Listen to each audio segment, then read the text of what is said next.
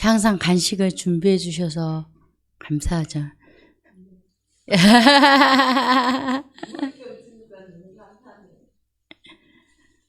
아주 뭐 떡냄새가 향기롭습니다. 자, 합리주의에 대해서 했고요. 이제 주관성에 대해서 우리가 했습니다. 이 주관성은 동물에게는 없는 거예요. 사람에게만 있어요. 물론 합리성도 마찬가지. 동물은 뭐 죄하고 관계가 없으니까 인간에게만 있는 유일한 주관성이죠. 자, 9번 한번 봅시다. 주관주의에 대해서 9번은 가르쳐주고 있어요. 9번 하겠습니다. 시작. 주관주의는 이러한 주관성이 왜곡된 형태, 즉 나의 고유한 성질이 나만의 독특한 성질로 왜곡된 형태이다. 나만의 성질이라 함은 개성주의를 들 수 있다. 그런데 여기에서 재미있는 비극이 발생한다. 주관성은 나의 고유하고 독특한 성질이라고 했는데, 즉 주관적이 바로 나의 독특한 성질이다. 주관적으로 내가 나의 의지에 따라 스스로 결단하는 것을 말한다. 반면에 이것이 나의 성질이 되면 나만의 독특한 개성이 나오는데, 유감스럽게도 나만의 개성이라 함은 항상 모방을 근거로 하고 있다. 개성은 모방을 근거로 하여 나만의 것으로 고유화하는 것을 말한다. 이것은 따지고 보면 타인의 주관에 의해 나의 고유한 것이 상실되는 형태로 나간다는 것을 의미한다. 인간이 하나님과 유사하게 무엇을 창조할 수 있는 것은 인간이 이 주관성을 가지고 있기 때문이다. 그런데 이 주관성이 왜곡되면서, 즉 주관주의가 되면서 나만의 개성주의로 나타난다. 현대를 가리켜 주관주의라고 할 때 바로 이러한 나만의 개성주의라고 하는, 다르게 말해 남의 주관에 따라 자신의 의지를 복종시키는 상태로 변질되는 것을 의미한다. 현대를 가리켜 정신의 상실이고 주체성이 없다고들 할 때 바로 이것을 말한다. 자, 주관주의는 합리주의와 비슷하지만 합리성과 주관성이 다르니까요. 조금 더 그 양상이 다르게 나타나죠.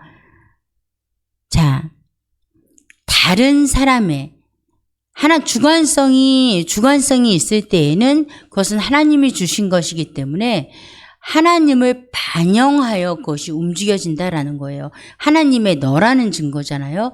하나님의 너이기 때문에 하나님으로 움직여져요. 그런데 주관주의는 왜곡된 형태예요. 왜곡된 형태. 그러니까 하나님 없이 누구에 의해서요? 다른 사람에 의해서 움직여진다라는 거예요. 이걸 지금 다른 말로 하면요. 이게 예수 안 믿는 사람한테 비유해서 말하면 이거 공부할 필요가 없어요. 제가 늘 말씀드리지만 예수님 믿는 그리스도인이 자꾸 착각에 빠지는 부분이 이런 부분이라는 거예요. 무슨 말인가 하면, 자, 주관주의라는 것은 사람을 의식하는 거예요. 사람들이 보면 하고 안 보면 안 하고, 또 사람들이 나를 인정해주면 하고 인정해주지 않으면 안 하고, 이게 다 뭐예요? 왜곡된 주관주의의 모습이에요. 그러니까 내가 주체적으로 하나님의 사랑과 은혜에 반응해서 움직이는 게 아니라 누구에 의해서요? 사람에 의해서 움직여지는 거예요. 사람한테 인정받으려고. 그래서 사람한테 인정받으면 기분이 너무 좋아요. 힘이 나고 더 열심히 일하고. 이 사람들한테 인정 못 받으면 어때요? 낙심하는 거죠. 낙심하고 나 이제 안 해. 이렇게 왔다 갔다 기복이 심해요. 그럴 수밖에 없어요. 왜요? 왜곡이 됐으니까. 이 주관성이 하나님에 의해서 움직여져야 되는데 어떻게 움직여져요? 나에 의해서 움직여지니까. 그래서 내가 가진 가치, 내가 가진 어떤 상식들, 우리 생각보다 입맛 다 다르잖아요.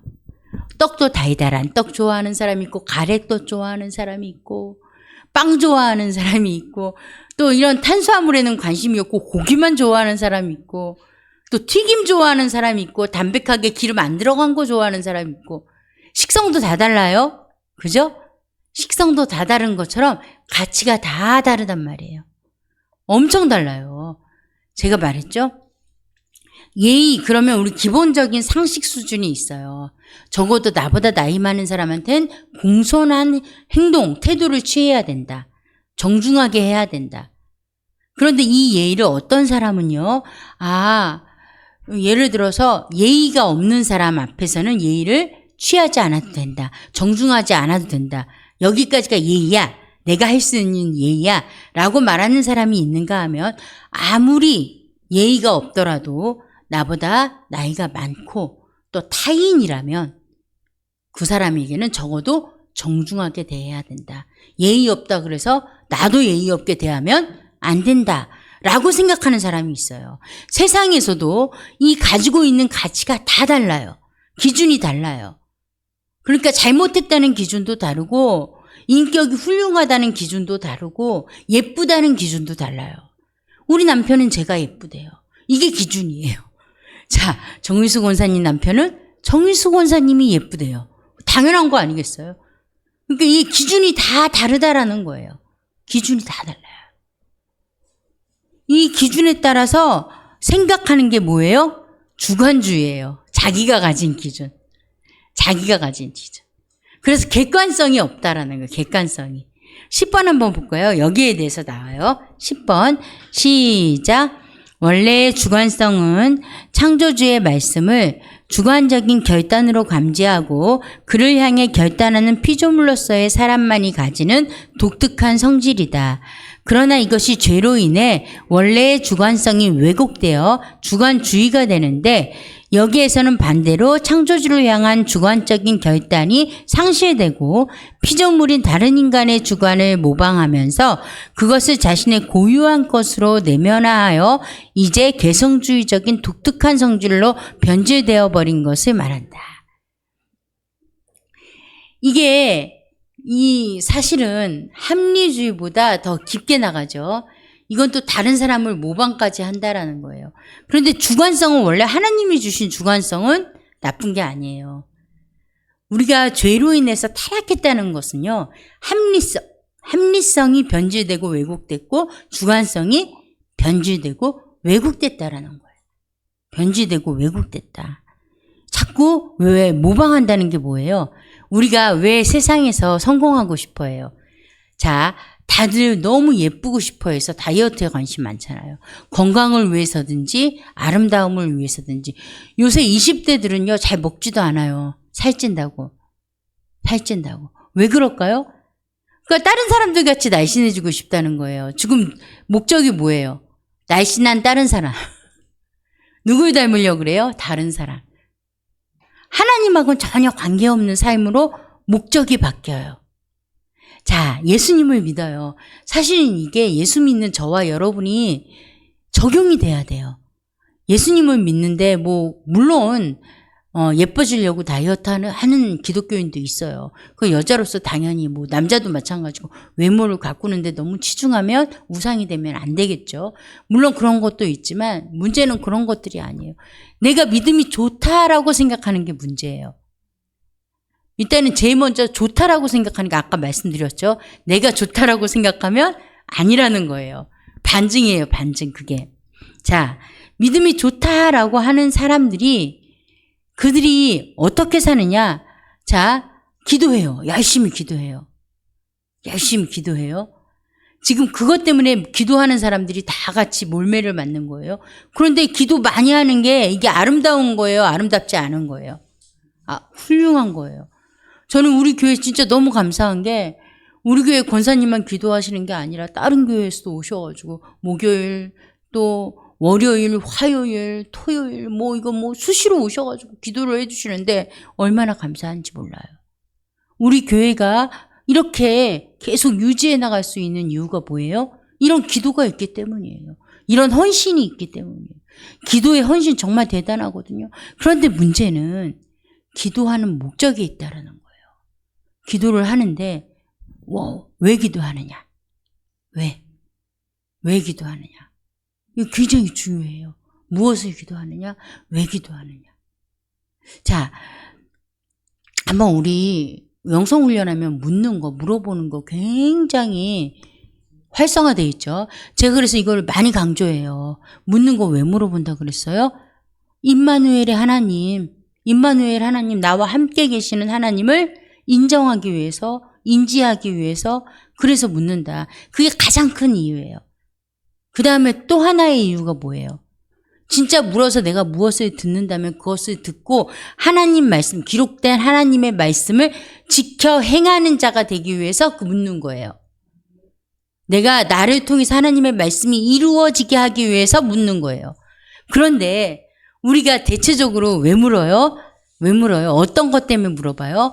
내가 물어보지 않으면 손해를 볼 것 같은 거예요. 내가 물어보지 않으면 혼날 것 같은 거예요. 내가 묻고 하지 않으면, 내가 이 묻고 사업을 하지 않으면 사업에 실패할 것 같고, 내가 묻고 이 사람과 결혼하지 않으면 결혼에 실패할 것 같고, 내가 하나님한테 물어보지 않으면 뭘 할 것 같아요? 직장 다니다가 잘릴 것 같고, 내가 하는 일이 잘 안 될 것 같은 거예요. 그래서 묻는 거예요. 그걸 어떻게 할 수 있어요? 왜 그 사람이 그런 목적으로 물었다는 거 어떻게 할 수 있을까요? 자, 물어봐서 잘 되면 좋아해요. 그럼 별 문제가 없어요. 그걸로는 우리가 알 수가 없어요. 문제는 안 됐을 때. 안 되면 어떻게 돼요? 하나님, 왜 그러세요? 아니면 이제 핑계거리 찾는 거야. 너 때문이잖아. 내가 그때 이거 장사할 때 네가 와가지고 이러는 바람에 이거 잘 될 수 있었는데 너 때문에 안 되잖아. 핑계 대요. 핑계. 원망, 불평, 감사가 없어. 그런데 있잖아요. 정말 의도가 그게 아니라 하나님이 내 주인이시고, 그래서 내가 물었다. 내가 하나님의 뜻대로 살려고 물었다. 그래서 망했다. 그럼 뭐라 그러겠어요? 하나님 감사합니다. 망하게 해주셔서. 그런데 내가 어리석어서 왜 망하게 됐는지 잘 몰라요. 그렇지만 분명히 내가 이건 믿어요. 하나님이 날 사랑하시니까 망하게 하셨을 때에도, 손해보게 하셨을 때에도 오히려 나한테 유익되게 해주셨을 거를 믿어요. 깨닫게 해주세요. 그리고 제가 또 찬송하고 감사하게 해주세요. 이렇게 나아가야 정상이에요. 이게 어떻게 물었을 때 어리석은 질문을 했더라도 하나님을 믿고 하나님을 주인으로 생각하고 물었을 때예요. 그런데 만약에 내가 묻지 않았을 때 손해볼 거라고 생각하는 건 하나님을 주인으로 보는 게 아니에요. 그게 점쟁이한테 가서 물어보는 거랑 뭐가 달라요? 무당한테 가가지고 내가 몇 월 며칠 날 개업할까요? 물어보는 거랑 뭐가 달라요? 아니, 무당한테 물어보고도 무당이 그거 몇 월 며칠 날 개업하면 손해 안 봐. 그런데 망했어도 가면 무당이 뭐라 그럴까요? 따지면? 너 어떻게 장사했어? 너 이렇게 했지, 저렇게 했지. 아마 찝어줄걸요? 찝어줄걸요? 그런데 하나님한테는 그것도 없어. 내가 한 거는 신경도 안 쓰고 내가 물어봤잖아요. 하라 그러셨잖아요. 근데 왜 이래요? 이게 너무 뚜렷하게 나타나요. 제가 이 예를 왜 듣냐면, 이게 뭐 지금 이 자리에 앉아 계시고 그 방송을 듣는 분들은 아주 잘 알잖아요. 묻는 것이 뭐 영성의 꽃이다 이렇게까지 말씀을 하시니까. 그런데 이렇게 묻는 경우가 내가 볼 때는 거의예요, 거의. 어떤 사람도 난 이렇게 묻는 거 못 봤어요. 어떻게 물어요? 우리가 해야 될 질문이 있어요. 하나님, 나 왜 이렇게 게을러요? 게을러 터졌어요. 아무리 봐도 저 게을러요. 뭐 특별하게 아픈 데가 없는데 움직이기가 싫어요. 이거 어떻게 하면 헤쳐나갈까요? 성경에 게으르면 개미한테 배우라는데 안 배워져요. 이렇게 기도를 아무리 해도 내가 게으름이 안 깨져요. 이런 고민을 가지고 묻는 사람이 있어요? 내가 뭘 해야 될까요? 이런 고민을 안 하니까 진짜 물어야 될 질문, 이게 하나님이 주인이기 때문에 묻는 거예요. 왜 물어요, 이 사람이? 의도가 뭐예요? 이 게으름을 왜 떨치려고 그래요? 하나님이 주인이시니까 내가 종으로서 잘 살기 위해서 묻는 거예요. 그러니까 의도가 있어야 돼, 의도가. 내가 정말 하나님을 주인으로 여겨서 질문을 하시라고요. 물어보시라고요. 하나님이 창조주고 나는 피조물이고, 하나님이 구원 주고 나는 구원받은 사람이고, 이 관계에서 하나님한테 물어봐야 되는데 이거는 그냥 계속 내 문제 해결. 아니라고 말 안 해. 지금 각자 지금 한 사람 한 사람 물어보면요. 얼굴이 어두울 때 언제 어두워요? 문제 생기면. 내가 죄졌다고 어두운 사람 한 사람도 없어요. 내가 있잖아요. 거짓말해서 들켰어. 에이, 사람이 거짓말 어떻게 안 하고 살아? 봐줘. 이러잖아요. 그런데 거짓말을 들은 사람이 저 사람이 날 속였구나. 그 사람이 어떤 생각을 할 것 같아요? 내가 속았다고 생각하는 사람은 정말 큰 배신감을 느껴요. 지금 아까 봤죠? 죄가 어떻게 들어갔어요? 하와가 먼저 거짓말했어요. 뱀이 먼저 안 했어요. 거짓말 하니까 뱀이 당당하게 가가지고 속이는 거예요. 당당하게.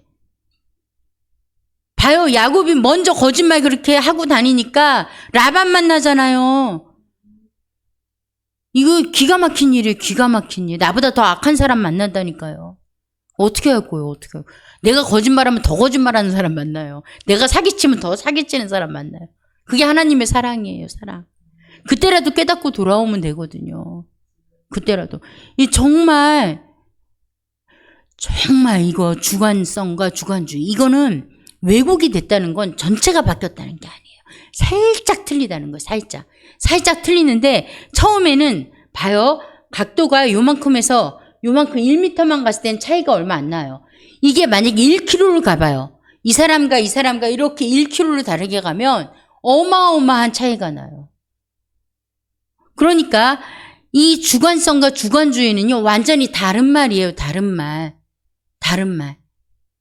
처음에 시작은 이게 얼마 안 되지만 쭉 계속 가면 갈수록 멀어지는 거예요. 점점 죄의 길에 빠져버려요. 이 사람은 자꾸 하나님으로 사니까 어때요? 더 기쁘고 더 감사하고 더 충만한 삶을 사는데 주관성은요? 주관주의는 어떻게 돼요? 점점 죄에 빠져버린다라는 거예요. 시간 빨리 갑니다. 11번 읽겠습니다. 11번. 시작. 그러면 여기서 말하는 원래의 나의 독특한 성질이란 무엇일까? 이것을 이해하기 위해 주체가 가지는 원래의 의미를 생각해야 한다. 주체는 나이다. 나는 그냥 나인 것이다. 그냥 나인 상태를 가리켜 나라는 고독이라고 말해야 한다. 그러나 고독과 그냥 나인 상태는 의미가 다르다. 고독은 이미 너로부터 버림을 당한 상태를 말한다면 반면에 그냥 나인 상태는 전혀 아무것도 아니다. 나는 너를 마주할 때 혹은 너와 상대할 때 사용되는 말이다. 고독은 너로부터 버림을 당한 상태지만 너가 없으면 나인 상태를 말한다면 그것은 아무것도 아니다. 그것은 빈 시간, 빈 공간, 즉 무와 같다. 맞아요. 이게 나 혼자서는 아무것도 아니에요. 혼잣말도 누가 듣기를 바라고 하죠. 이 혼잣말도 누가 안 들으면 뭐 크게 자 이름을 혼자서 부르는 사람 있어요. 누구야 아무도 없는데 있으니까 눈에 보이진 않아도 소리는 들을 수 있으니까 불러요. 그러니까 누가 있다는 거예요? 상대가 있다는 거예요.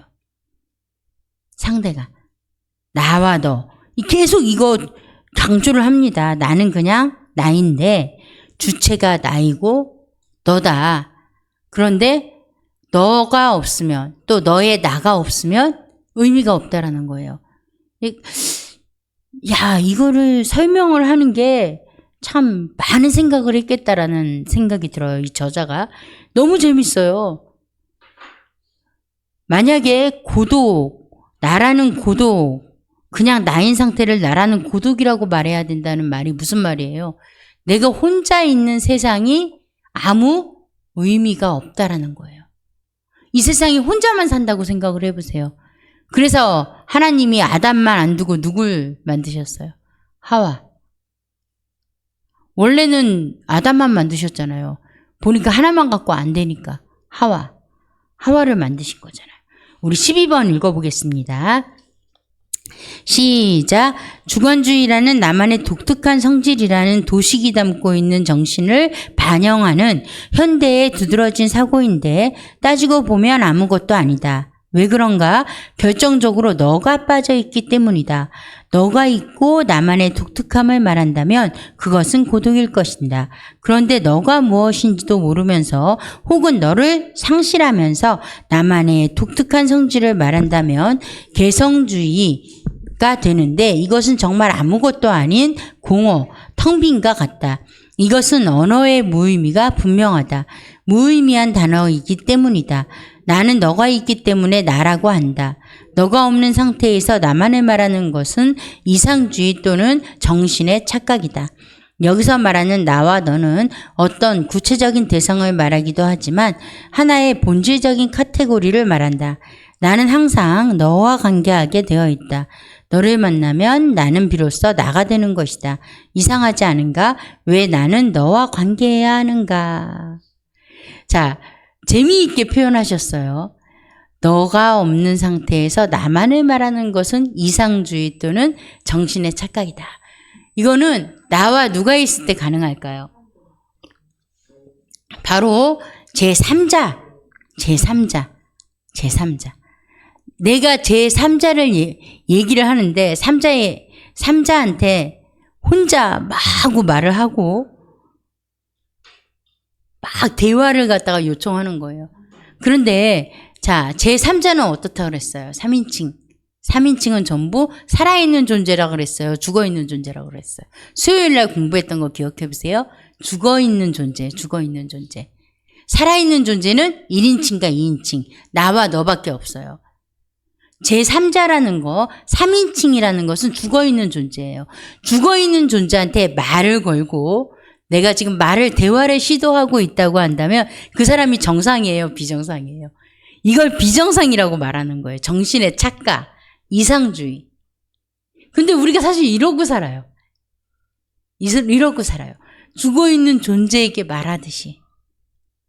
죽어있는 존재에게 말하듯이. 그렇게 산다라는 거예요. 그렇게. 자, 그러면 나는 너와 관계해야 하는가? 왜 그래야 하는가? 13번 볼까요? 뭐라고 대답했나 한번 봅시다. 13번입니다. 시작. 우리는 각자 이름을 가지고 있다. 그런데 이 이름을 타자에 의해 명명되고 난 후에 생긴 것들이다. 예를 들면 한소환이라는 이름은 필자에 부친이 필자를 보고 지었다. 나의 아버지라는 나가 자신의 아들 즉 너를 향해 명명한 것이다. 이 명명하는 사건을 생각해보자. 왜 명명해야 하는가? 나의 얼굴은 다른 아들의 얼굴과 틀리고 그래서 식별할 수 있으며 구별된다. 그럼에도 불구하고 왜 굳이 이름을 지어야 하는가? 왜 명명해야 하는가? 우리는 이렇게 생각할 수 있다. 명명하는 것은 하나의 외침이다. 즉 너를 향해 외치는 것이 명명하는 행함이고 그것은 내가 너를 향해 지금 외치는 것을 표현하고 있다. 자, 외침 이 얘기를 왜 했을까요? 우리 누구 불러요? 기도할 때. 뭐 삼창하죠? 주여 삼창하죠. 하나님을 향한 외침이에요. 외침. 하나님이 계시다고 믿는 거죠. 하나님이 나의 너, 즉 하나님이라는 것을 말하고 있는 거예요. 자, 이 외침이라고 말했어요. 이 외침은 왜 있을까요? 14번 읽겠습니다. 시작. 세상에는 간혹 이름 없는 것이 있다. 이 깊은 바다에 있는 알 수 없는 고기들에게 우리 인간은 아직 이름을 주지 않았다. 왜 우리는 아직 그것들에게 이름을 주지 않았을까? 그것은 우리가 아직 만나지 못했기 때문이다. 그러나 만나면 우리는 항상 이름을 부른다.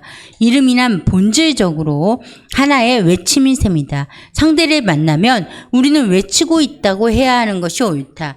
왜 우리는 상대를 만나면 외칠까? 이 외침이 가지는 의미가 무엇인가? 그것은 나는 너를 향해 외치는데 바로 그것은 영적 존재로의 굶주림, 즉 정신이 자신의 실제성을 찾고 있는 것이 아닌가. 나는 너가 없으면 실제할 수 없기 때문에 그래서 실제하기 위해 몸부림의 외침이 나오는 셈이다. 도대체 너가 없이 나가 어떻게 실제한단 말인가. 우리에게 나라는 1인칭 대명사가 있다는 것은 인간은 반드시 너로 인해 살아가고 있다는 증거가 아닌가. 이런 카테고리가 어떻게 가능할까? 왜 우리는 상대를 만나면 나의 정신이 만든 문장으로 된 소리를 외치는 존재로 살아가는가? 이런 카테고리가 도대체 어디서 나왔을까? 이 질문의 에브너는 이런 카테고리를 가리켜 생의 근원성이라고 한다. 재밌는 말씀을 드릴게요. 자, 이게 나이 들수록 그런 게 없어지긴 하는데 젊을수록 이렇게 보면요. 사람들은 대부분 뭐라 그래요? 끼리끼리 만난다. 비슷한 사람끼리 만나요. 기도를 좋아하는 사람은 기도하는 사람끼리 만나고 또 대화의 주제에 따라서 등산을 좋아하는 사람은 또 등산하는 사람들끼리 만나고 또 외모에 관심이 있는 사람은 또 그런 사람끼리 만나요. 그래서 만나서 영화 보는 걸 좋아하는 사람은 또 그런 사람끼리 만나고 또 만나가지고 수다 떠는 걸 좋아하는 사람은 그런 사람끼리 만나요. 왜 그럴까요? 왜 그럴까요? 자, 또 한 가지. 사람은 누구를 만나냐에 따라 그 사람에게 물들어요. 아니면 영향을 줘요. 둘 중에 그거 하나, 강한 사람은 영향을 줄 것이고 약한 사람은 영향을 받겠죠. 그러니까 누구를 만나느냐가 중요할까요? 중요하지 않을까요? 중요해요. 자, 우리가 한 번도 보지 못한 물고기는 이름을 부르지 않아요. 왜요? 못 봤으니까. 누구를 만약에 강아지를 내가 처음에 우리 집에 강아지가 한 마리가 누가 선물을 했어요. 그럼 이제 강아지가 우리 강아지가 됐잖아요. 근데 이름을 안 짓는 사람이 있어요? 없어요. 뭐라고 불러야 되니까. 하다못해 강아지라고 짓겠죠. 강아지야, 강아지야. 이렇게라도 부를 거 아니에요. 그 이름은 반드시 지어요. 이름을 부른단 말이에요. 왜요? 만났으니까. 만났으니까. 만나면 어떤 관계가 돼요? 너와 나의 관계가 되는 거예요. 그래서 이름을 부르는 관계만 되는 게 아니고요. 그 사람의 사상을 받게 돼 있어요. 그래서 우리가 누구와 너와 나의 관계를 맺었어요? 하나님. 언제 그렇게 됐어요? 창조시에. 우리에게 생명을 부어주셔서 우리 생명이 된 거예요. 호흡을 후 하고 부어주셔서 우리 생명이 됐어요. 그래서 어떻게 하나님과 너와 나의 관계가 됐어요. 그렇게 되면 누구를 닮았겠어요? 누구의 영향을 받아요? 하나님의 영향을 받죠. 그렇죠? 하나님의 영향을 받고 하나님을 닮아가는 거예요. 그런데 주관주의가 되고 합리주의가 돼서 세상을 보고 세상의 가치대로 살고 그 다음에 사람의 어떤 영향을 받아서 그 사람에게 잘 보이고 그 사람을 힘을 쓰려고 그러고 그 사람을 의지하고 이 모든 것들이 합쳐지면 어떻게 돼요? 내가 점점 더 사람의 영향을 받는단 말이에요. 그럼 사람의 영향이 좋은 거예요? 나쁜 거예요? 말할 것 없어요. 하나님 아닌 사람은요. 그 속에 생각하며 말하며 행동하는 모든 게 죄예요. 하나님 없는 사람은 죄덩어리예요. 죄밖에 없어요. 어떤 영향을 받아요? 좋지 않은 영향을 받을 수밖에 없다라는 거예요. 없다라는 거예요. 지금 그걸 설명해 주고 있는 거예요. 굉장히 중요한 거예요. 이 합리주의가 이 영을 발견하는데 방해가 되는 이유가 그거라는 거예요. 내가 왜곡되면 그렇게 된다. 왜곡되면. 나와 너의 관계를 만나는 사람마다 같기 때문에. 만나는 사람마다. 그러니까 우리가 만나서 말을 조심해야 될까요? 안 조심해야 될까요? 바로 그거예요. 자, 15번 읽어보겠습니다. 15번. 시작. 우리는 여기에서 비로소 하나님의 너를 생각해야 한다. 우리가 알 수 없는 이런 범주가 어떻게 인간 세상에서 사용되고 있는지를 생각한다면 우리가 스스로 그 근원을 찾기 위해 노력한다는 것은 헛된 일일 것이다. 탁월한 위인들이 벌써 찾아서 우리에게 말해주고 있기 때문이다. 그 위인들의 노력에 감사를 드리면서 우리는 그 위인들이 찾은 것에서 출발해야 한다. 위인들이 찾은 것은 공통적으로 이 근원이 하나님에게서 나왔다고 하는데 일치하고 있다. 우리 인간이 너와 나를 외치는 근거는 하나님이 우리에게 주신 선물이며 그것은 곧 인간과 하나님과의 관계가 그렇다라는 것을 말해주기 때문이다. 성경에서 자주 하나님은 영이시라고 한다. 이 영을 호흡, 바람으로 자주 비유하고 있는데 이것은 하나님과의 관계에서만 인간이 살 수 있음을 보여준다. 이게 영적 존재로의 인간학을 이 책의 주제예요. 하나님, 사람은 누구로만 살 수 있다고요? 하나님으로만 살 수 있다. 하나님 아니면 살 수 없다. 이게 지금 이 책의 주제예요, 주제. 계속 이 주제를 염두에 보시고 책을 보셔야 돼요. 이걸 말하기 위해서 지금 논리를 펴가고 있는 거예요. 16번 읽겠습니다. 시작. 위에서 본 대로 합리성이나 주관성과 같은 요소가 왜 우리 인간에게 주어져 있겠는가? 하나님 앞에서 지금 살고 있다는 사실을 말해주는 것이 아닌가? 합리성은 하나님의 말씀을 감지하는 능력 이외에 무슨 다른 의미가 있는가? 이 고상한 능력이 하나님의 말씀을 감지하는 데 사용되지 못하니까 이제는 자신을 위해 사용하는 것이다. 그로 인해 합리주의로 변질되고 자연으로부터 자신을 보호하고 동물이나 자연을 정복하기 위해 사용하는 셈이다. 그리고 우리에게 주관성은 왜 주어져 있겠는가? 하나님에게 스스로 결단하라는 의미 외에 다른 무엇이 있겠는가? 그런데 하나님을 발견하지 못했을 때 우리는 그것을 자신의 것으로 사용한다. 나만의 개성주의로 사용하는 것이다. 지금 정리해주고 있는 거예요. 합리주의와 주관주의의 문제. 이게 왜 영을 발견 못, 이거는 할 수가 없어요. 갈수록 여기에 빠지면 빠질수록 죄의 죄가 더해지니까요. 자, 합리주의가 뭐예요? 하나님을 알아갈 수 있도록. 하나님을 아는 이 지혜란 말이에요. 그 지혜를 내 것으로 쓰니까. 이런 거예요, 이런 거. 우리가 하나님께서 이 땅에 우리를 보내셨잖아요. 그죠? 이 땅에 보내셨을 때 달란트를 줬을까요? 안 줬을까요? 다 줬죠. 사명도 줬어요. 이 사명을 감당하기 위해서 다 다른 달란트를 줬어요. 어떤 사람은 키가 크게 태어나게 하셨고 어떤 사람은 건강하게, 어떤 사람은 약하게, 어떤 사람은 이해하는 능력이 뛰어나고 어떤 사람은 암기하는 능력이 뛰어나고 어떤 사람은 말하는 능력이 뛰어나고 또 어떤 사람은 몸으로 힘쓰는 일이 뛰어나고, 그죠? 그러면 하나님이 주신 달란트를 가지고 하나님이 주신 사명에 따라 살면 그 삶이 평탄할까요? 아니면 너무 힘들까요? 여러분은 어떻게 생각하세요? 자, 내게 주어진 재능을 알고 내게 주어진 사명대로 살면 그 삶이 평탄할까요? 아니면 아주 힘들어서 맨날 울고 있을까요? 평탄하죠. 이 평탄은 요셉이 말한 평탄이에요. 하나님의 평탄은 뭐예요? 항상 범사에 감사하고 항상 기뻐하는 삶, 쉬지 않고 기도하는 삶을 말하는 거예요. 자, 그런데 만약에 내게 주신 사명과 내게 주신 달란트를 가지고 내 맘대로 살면, 내가 하고 싶은 걸 하면 어떻게 될까요? 맨날 뭐가 부족하겠죠. 나한테는 그런 능력이 없으니까. 예를 들어서 나는 뛰는 게 너무 좋아. 달리기 선수가 되고 싶어. 그래서 어려서부터 열심히 뛰어. 근데 하나님은 어떤 재능을 주셨는가? 책 읽는 재능을 주셨어. 그러면 앉아서 책을 읽어야 되니까 그 사람이 건강할까요? 조금 약할까요? 약하겠죠. 근데 약한 사람이 뛰려니까 맨날 병나는 거야. 맨날 삐고 부러지고. 그래서 죽어도 고집은 얼마나 센지. 난 죽어도 달리기 선수를 하겠다는 거야. 맨날 2등, 3등도 못해. 4등 하는데도 그래도 달리기 선수를 하겠다는 거야. 그러니까 하나님한테 맨날 기도하는 거야. 하나님, 나 달리기 하고 싶어요.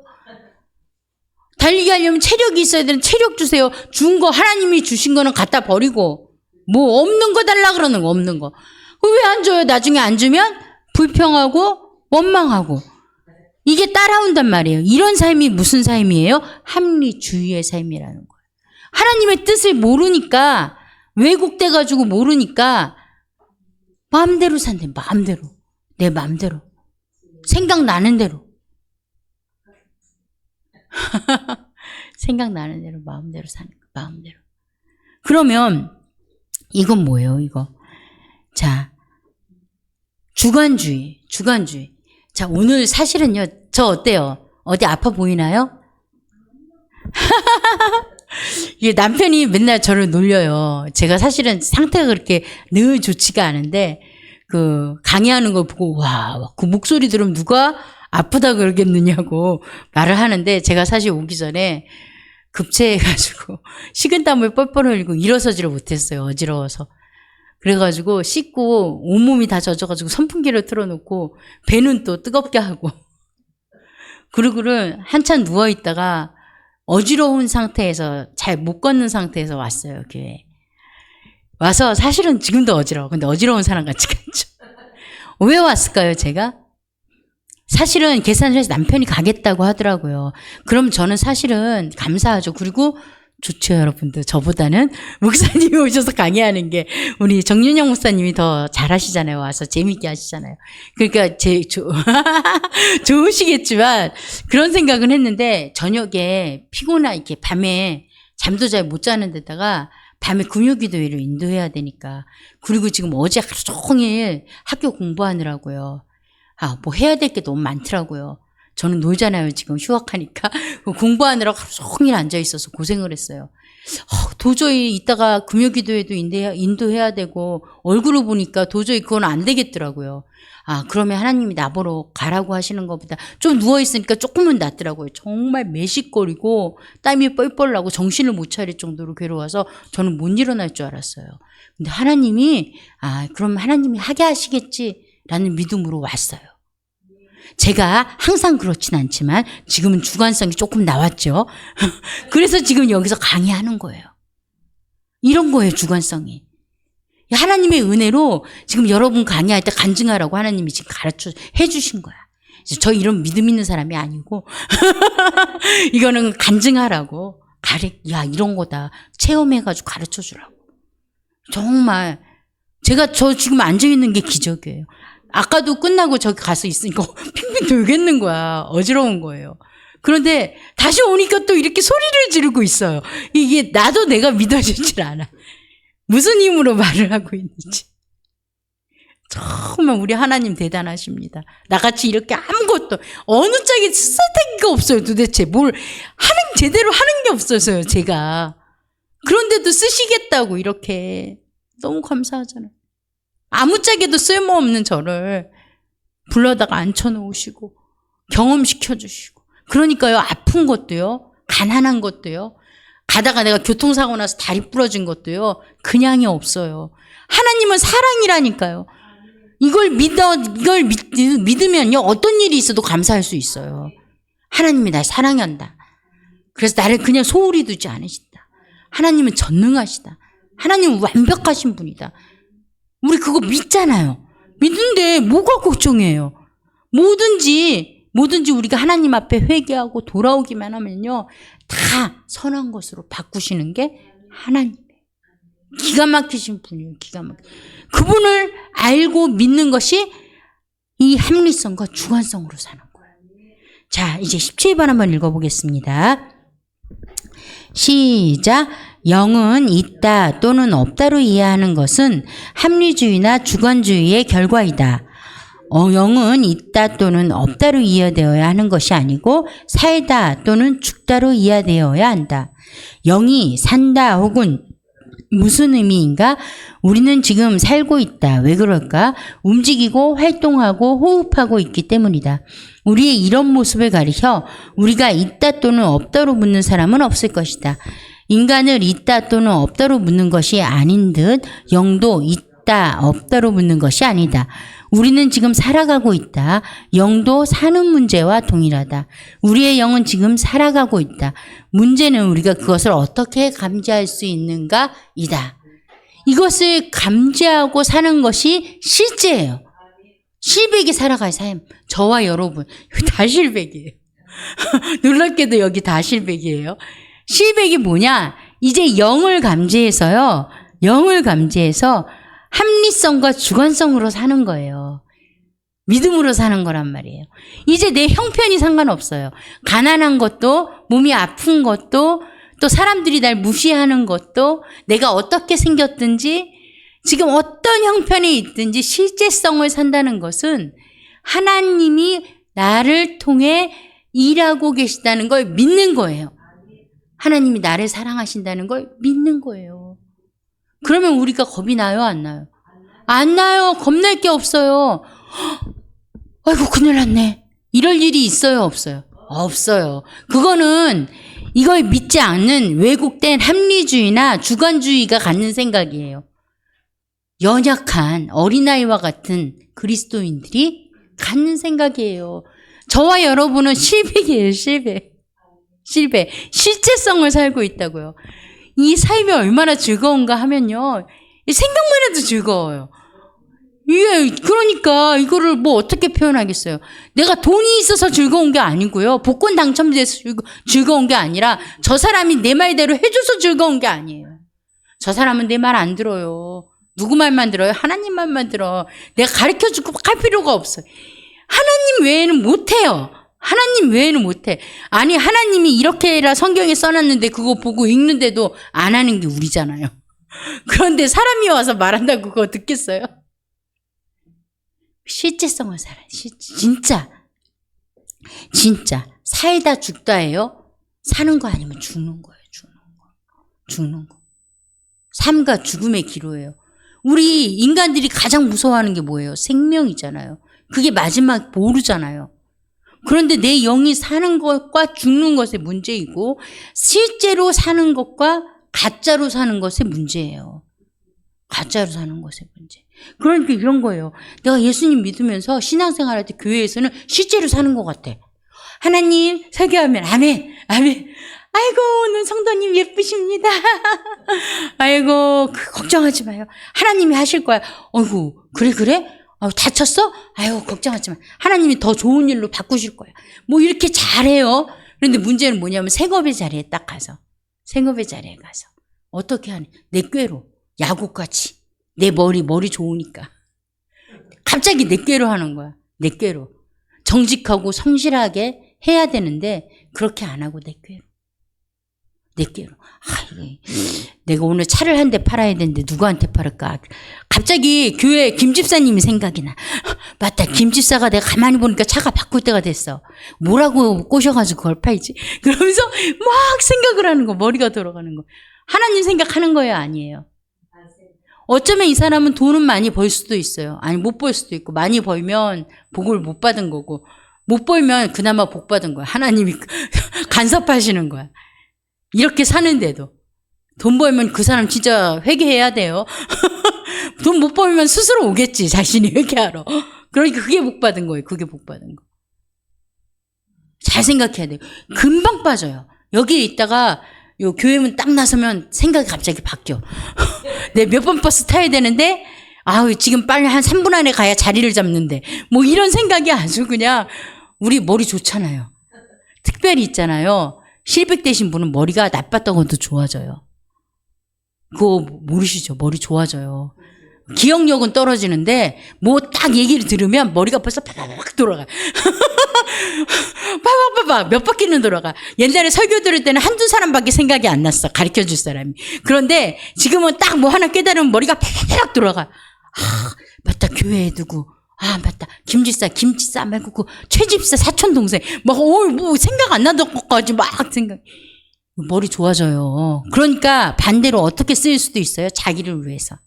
이 좋은 머리를 자기를 위해서 쓸 수 있다. 그런데 우린 누구를 위해서 써야 된다고요? 하나님. 오직 하나님한테 우리가 붙어 있어야 돼요. 수고하셨습니다. 10분 쉬었다가 하겠습니다.